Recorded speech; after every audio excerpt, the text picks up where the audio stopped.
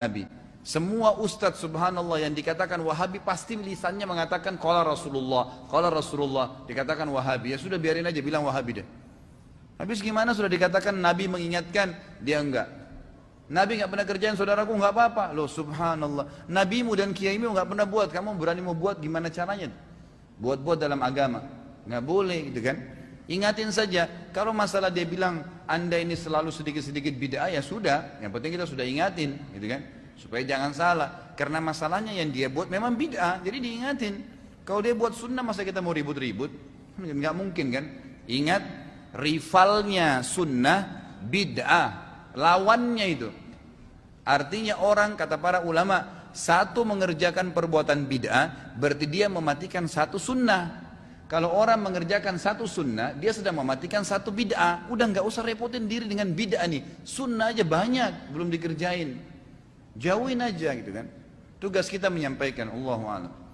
Kedua ini yang bagusnya, tentang bagaimana seandainya kalau ada teman-teman kita dari kaum muslimin masih mengajak kita berbuat syirik, berbuat bid'ah, baik itu minta-minta di kuburan gitu kan, atau berbuat perbuatan-perbuatan yang tidak pernah Nabi SAW contohkan walaupun dalam mata dia ibadah. Seperti contoh, banyak di antara kaum muslimin kalau ada orang meninggal buat tahlilan misalnya, atau ada orang yang mau pindah rumah baca berzanji, gitu kan, atau apa saja. Sekarang saya sudah sering bahasakan dan saya lagi tulis tulisan, mudah-mudahan Allah mudahkan insya Allah terbit. Itu judulnya begini, Kiaiku dan Guruku Muhammad, bagaimana dengan kiai dan guru Anda? Ini tujuannya, saya ingin menyentuh para kaum muslimin di negara kita, tidak usah jauh-jauh, di Indonesia saja, bahwasanya sadarlah guru kita, kiai kita hanya satu orang. Allah Tuhan kita satu, guru kita juga cuma satu. Saya dan teman-teman dai yang lain siapapun dia, dari ormas manapun dia, dari yayasan manapun dia, hanya penyambung lidahnya kiai kita Muhammad sallallahu alaihi wasallam. Bukan kita yang buat hukum baru. Apapun yang kiai kita Muhammad SAW ajarkan, yang benar-benar, yang salah-salah, selesai. Yang beliau contohin dikerjakan, yang beliau tidak contohin jangan dikerjakan. Kenapa? Karena kalau Anda mau mengerjakan apa yang Nabi SAW tidak perintahkan, tidak contohkan, seakan-akan Anda sedang berkata, wahai Muhammad SAW, Anda tidak tahu, kayak saya lebih tahu. Seakan-akan bilang begitu kan. Nabi gak pernah buat maulid, gak apa-apa, itu kan baik. Loh, Nabimu gak pernah buat gitu loh. Kiai kita nggak pernah buat, kok kamu buat? Oh ini cuman baik, nggak bisa. Kalau Anda muslim yang benar, harus baik di mata kita apa yang Nabi kita dan kiai kita bilang baik. Apakah Nabi SAW bisa meninggal dunia atau akan meninggal dunia sementara beliau tidak kerjakan maulid? Enggak. Kalau memang itu baik, pasti dikerjakan. Pasti nggak mungkin. Nabi SAW ajarin kita cara makan dengan tangan kanan. Kita diajarin cara bersuci dari kotoran kita gitu kan. Apalagi kalau masalah-masalah ibadah yang besar. Jadi orang yang mengerjakan apa yang kiai kita Muhammad SAW tidak kerjakan, kecuali kalau kiai dia orang lain. Seperti di Indonesia banyak kiai-kiai gitu kan. Mereka buat hukum sendiri, kiai ini ada hukum sendiri, ini kiai itu beda. Silakan ikuti kiai-kiai Anda, tapi kalau saya tidak, kiai saya adalah Muhammad SAW. Dan siapapun yang bersyahadat jemaah sekalian, mau dimanapun dia, mau dia di benua Amerika, di benua Afrika, di Asia, di Australia, di mana saja. Di kampung manapun terkecil di muka bumi ini, selama dia syahadat, harus gurunya cuma satu. Tuhannya satu Muhammad SAW, gurunya juga Tuhannya Allah SWT, gurunya Muhammad SAW. Kita punya standarisasi hukum, nggak boleh enggak itu. Baik, kita titipkan coba pesan nasihat kepada teman-teman kita ini, semoga Allah SWT bisa menyentuh hati mereka. Kalau kita tanya, saudaraku, wahai ukhti dan akhi, kayak Anda melakukan tahlilan, apa tahlilan? Itu adalah zikir kepada Allah SWT. Baik, saya ingin tanya, pernahkah Anda bisa datangkan kepada kami riwayat bahwasanya susunan tahlilan yang Anda susun itu pernah Nabi SAW sebutkan? Susunannya seperti yang Anda buat itu. Kalau cuma zikirnya afdal zikir la ilaha illallah, iya itu hadis Nabi, kan gitu, la ilaha illallahnya. Baik, sekarang begini, kalau Anda ingin berzikir, saya selalu sarankan di pengajian saya, jangan pernah berzikir kalau kecuali sudah tanya bagaimana Nabi kita Muhammad SAW berzikir. Caranya, jumlahnya, waktunya, bagaimana itu semua harus. Sholat, jangan pernah sholat kecuali Nabi kita Muhammad SAW sholat seperti apa. Puasa, haji, zakat, supaya benar. Karena Allah tidak akan terima. Kata Allah SWT, Qul in kuntum tuhibbunallaha fattabi'uni yuhibbukumullah. Kalau kalian mengaku mencintai Allah, tahu Tuhan kalian Allah, ngaku dia sebagai Tuhan satu-satunya, ikutilah aku, kata Nabi SAW. Ini Allah yang suruh. maka Allah akan cintai kalian dan akan mengampuni dosa-dosa kalian, gitu kan? Kalau enggak maka akan salah, akan keliru. Sekarang semua substansial ibadah, saya pernah berikan gambaran, ini Tuhan kita Allah lingkarin, Allah Tuhan kita, yang menyembah Allah kafir, yang mempartisipasikan Allah dengan makhluknya syirik, nggak boleh. Untuk berhubungan dengan Allah zat yang kita sembah satu-satunya yang menciptakan semua ini, itu cuma ada satu cara, nggak ada yang lain. Di bawahnya Allah ibadah. Ibadah ini dengan skala substansialnya, sholat, puasa, zakat, haji, takziah, ziarah kubur, berzikir, apa saja. Bakti dengan orang tua, semuanya harus seperti yang Allah mau, bukan yang Anda mau. Nggak bisa. Kalau seperti yang kita mau masing-masing itu pasti akan nyimpang. Harus nyembah yang Allah mau. Kita kerja di satu perusahaan, harus ikutin pimpinan perusahaan yang punya, nggak bisa mau kita sebagai pegawai. Kalau sebagai pegawai kita maunya maka pimpinan perusahaan nggak usah ada, gitu kan? Tapi harus gitu. Kita sebagai orang anak di rumah ngikutin peraturan orang tua. Kita mengikuti peraturan orang tua. Nggak bisa kita yang harus mengatur orang tua kita. Dia yang punya rumah, dia orang tua kita yang melahirkan kita. Kita ngikutin peraturan dia. Kurang lebih seperti itu. Jadi ibadah harus seperti yang Allah mau. Bagaimana supaya seperti Allah mau? Harus ikuti buku pedomannya. Ada Al-Quran sudah diturunkan, ada Rasulnya alaihissalatu wassalam Muhammad sudah diutus, disuruh ciplak, suruh ikutin. Nabi SAW yang dipilih dari golongan manusia jemaah sekalian, agar mudah kita ikutin, gitu kan?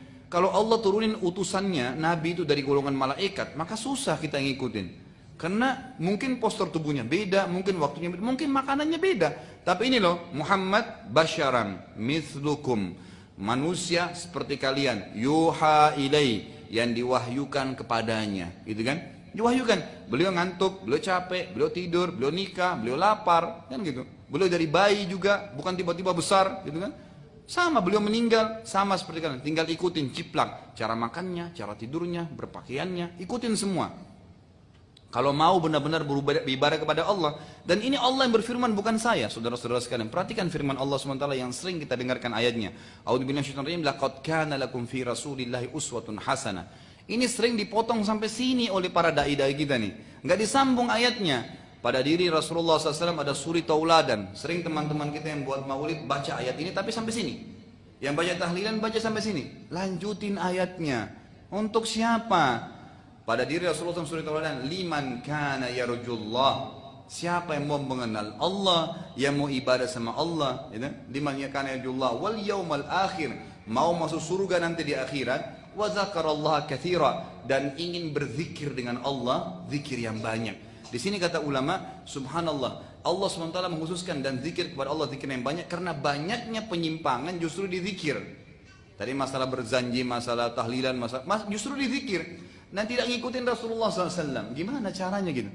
Kok bisa anda mengaku punya kiai lain, punya ustadz lain, sementara beliau sudah mengajarkan. Jadi kesimpulannya, kalau anda ingin ibadah apapun, mau pindah rumah, jangan usah baca berzanji, tanya. Kalau pindah rumah Nabi punya tuntunan enggak? Gitu kan? Nggak usah repot-repot, Islam itu mudah. Yang ada tuntunannya ikutin, yang tidak nggak usah kita buat-buat, apalagi dalam ibadah. Siapa yang menghidupkan satu perbuatan bid'ah, dia telah mematikan satu perbuatan sunnah. Nggak akan pernah ketemu, tidak akan pernah ketemu.